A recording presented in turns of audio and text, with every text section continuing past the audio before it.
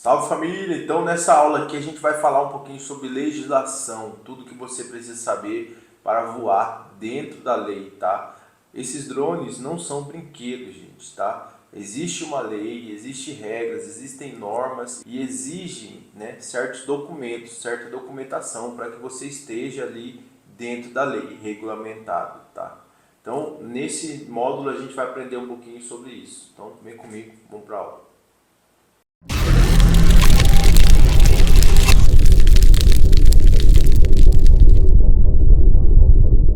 Então, pessoal, bem-vindos a esse módulo onde a gente vai tratar sobre legislação, tá?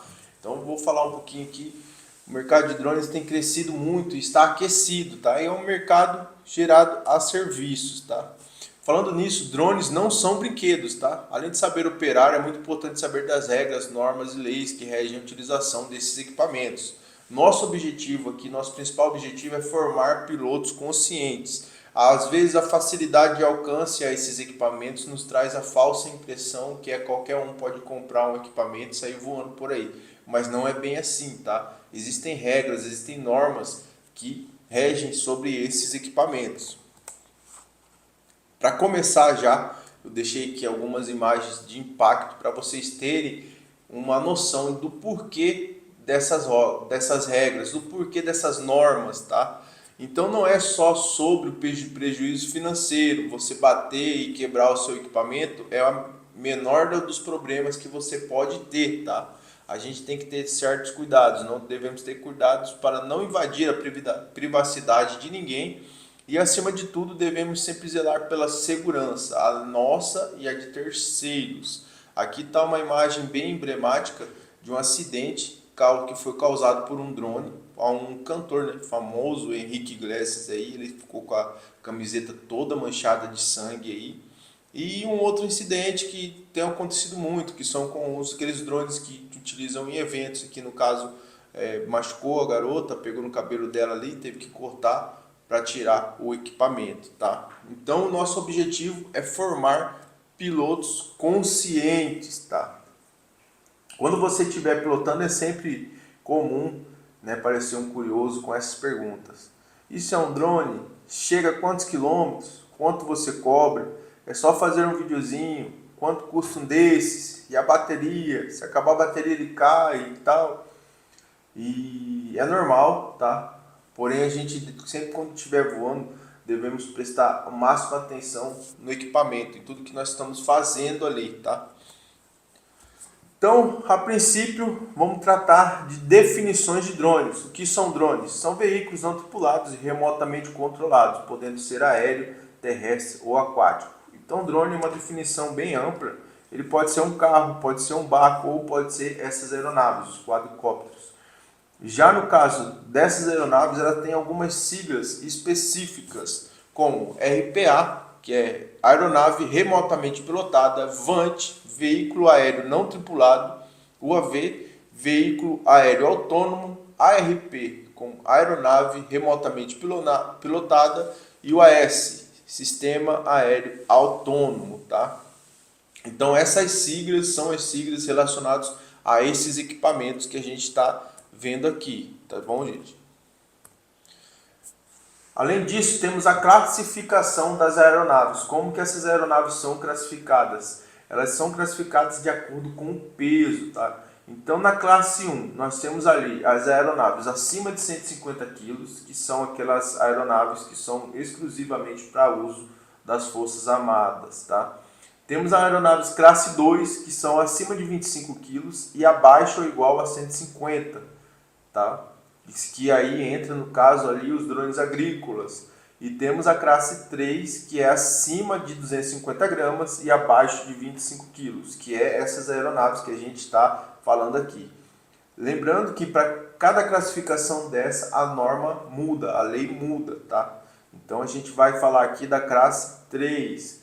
PMD é relativo a peso máximo de decolagem, tá? Então essa classificação ela leva em conta o PMD, peso máximo de decolagem. Alguns dronezinhos, a exemplo dos minis, passam a falsa impressão que não necessitam de documentação, de homologação, mas é errado pensar dessa forma. porque eles, apesar de serem abaixo de 250 gramas, eles têm o PMD, ou seja, eles podem decolar com mais de 250 gramas, seja ali você colocando um acessório, como um protetor de hélice, então ele já entra na classe 3. Então eles estão sim classificados como aeronaves classe 3. Então é muito importante a gente estar atento a isso, tá? Drones com PMD abaixo de 250 gramas não precisam ser cadastrados ou registrados, independente de sua finalidade. Aí já vai entrar aqueles dronezinhos de brinquedo mesmo, aqueles menorzinhos, tá? Então, o primeiro órgão que a gente vai falar aqui é a Anatel. Qual a responsabilidade da Anatel? A Anatel é responsável pelo controle de equipamentos que emitem radiofrequência no Brasil. O radiocontrole dos drones deve ser homologado pela agência obrigatoriamente.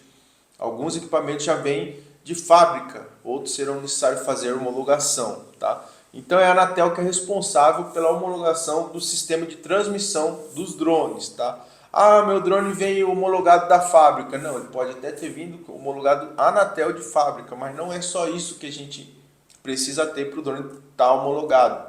Aqui a gente fala também de outro órgão, que é a ANAC, Agência Nacional de Aviação Civil.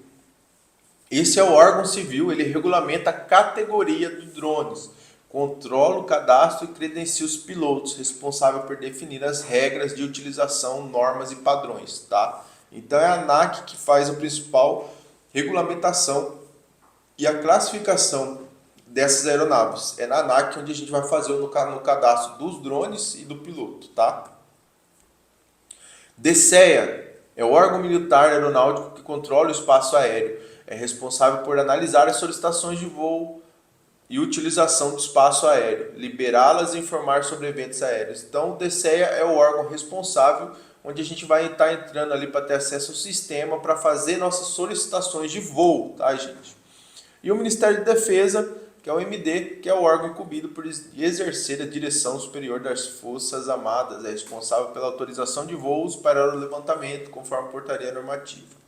Então, aqui a gente falou sobre esses 4 órgãos, tá? Parece que é muita coisa, mas depois que você fez o cadastro na ANATEL, na ANAC, no DCEA já vai aparecer ali o seu nome, com os equipamentos que você tem no seu nome, tudo certinho.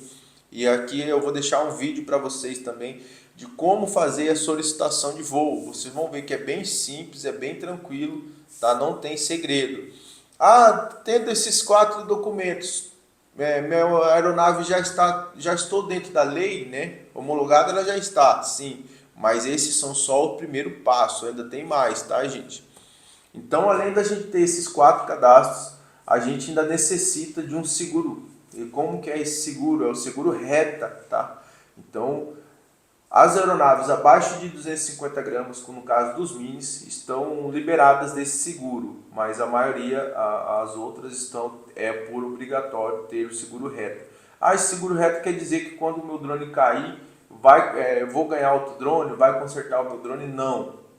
Esse seguro reta é um seguro contra terceiros. Caso você derrube sua aeronave, machuque alguém, ou você danifique um bem, o patrimônio de alguém, um telhado, um carro ou algo do tipo, esse seguro reta é para cobrir isso, tá, gente? Não é para cobrir casco. Não, até tem um seguro de casco, tá? Mas não é o caso, não é obrigatório, tá? O que é obrigatório é o seguro reta contra acidente a terceiros, tá?